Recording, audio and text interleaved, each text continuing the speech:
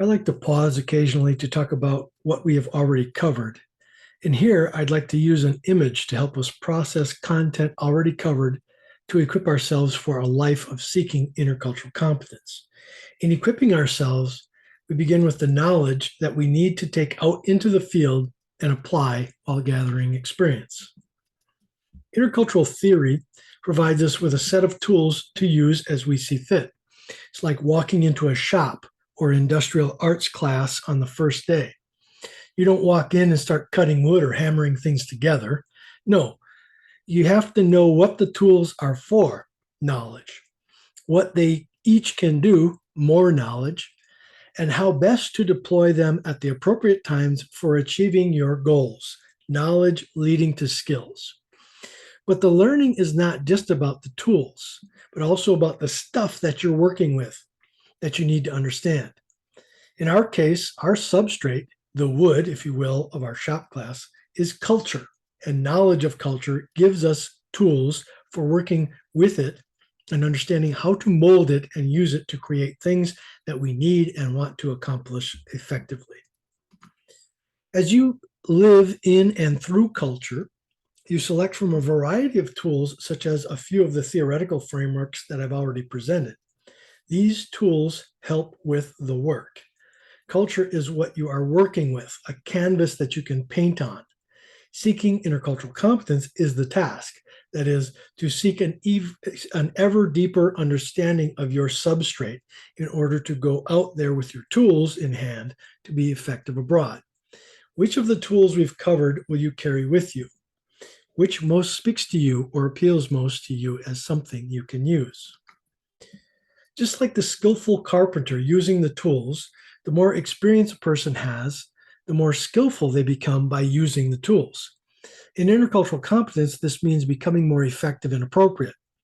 Effective in that you shape the situation according to your intent, and appropriate in that what you are shaping is considered to be right and true, appropriate.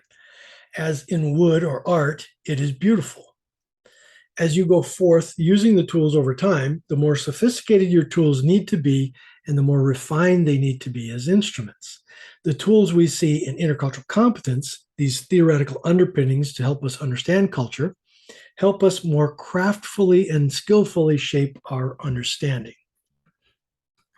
As I've said, different perspectives on culture help us take different perspectives on differences that cultures pose.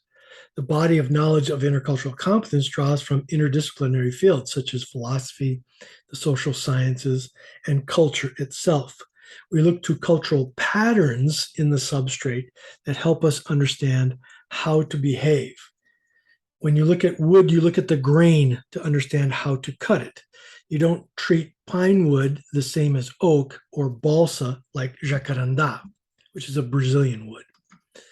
Weaver's dyadic culture contrast continuum is one tool I've presented you with. A simple tool, perhaps your hammer, is Hall's low versus high context cultural communication styles taxonomy. It is simple and easily applicable.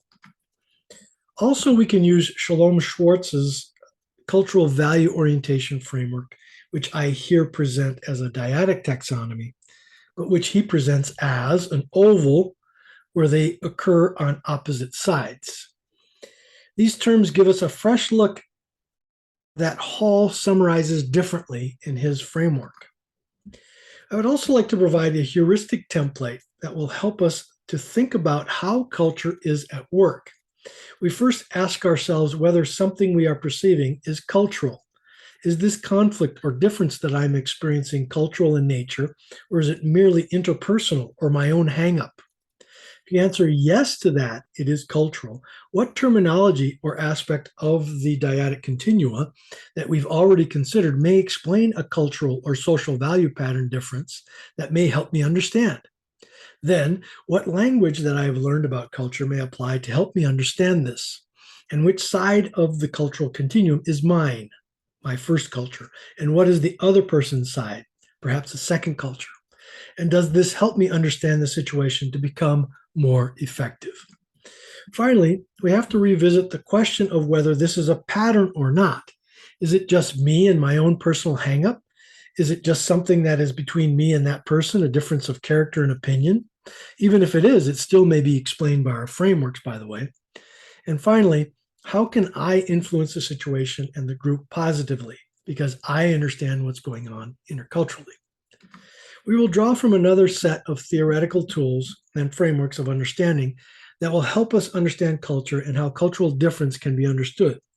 We won't look at them all, but we'll look at some of the commonly cited and accepted ones in the United States context of academic study. While I use these videos as presentations for the courses I teach on intercultural competence, they are also freely available for anyone to watch. So please feel free to like it or subscribe to this channel as you see fit, or share. Your feedback is valuable to me because it helps me make sure things are clear. And may you find the peace you are looking for.